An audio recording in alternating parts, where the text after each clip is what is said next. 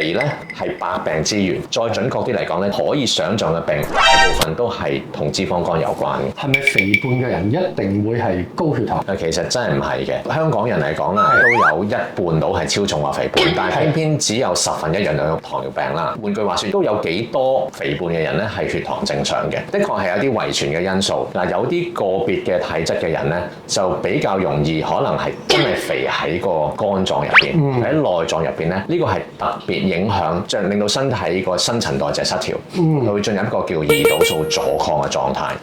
胰島素阻抗越高嘅，即係話阻住個身體分泌去將啲血糖降落嚟咧，咁所以血糖就會高啦。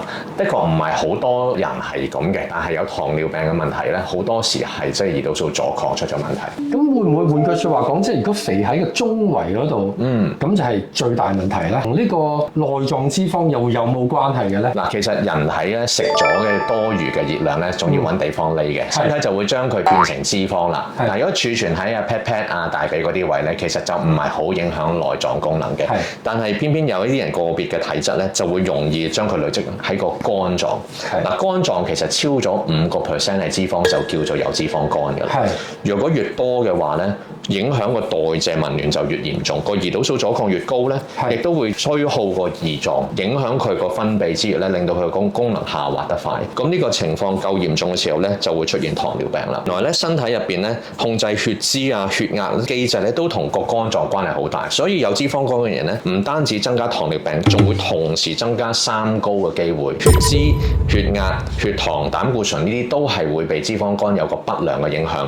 佢甚至會加速一啲血管累積斑塊啊，一啲血管嘅炎症咧，亦都係貢獻咗一啲糖尿或者一啲三高嘅併發症嘅出現。都唔好唔記得個肝臟本身有好多其他重要嘅功能咧。若果佢長期累積太多脂肪咧，其實個肝臟可以會慢性發炎。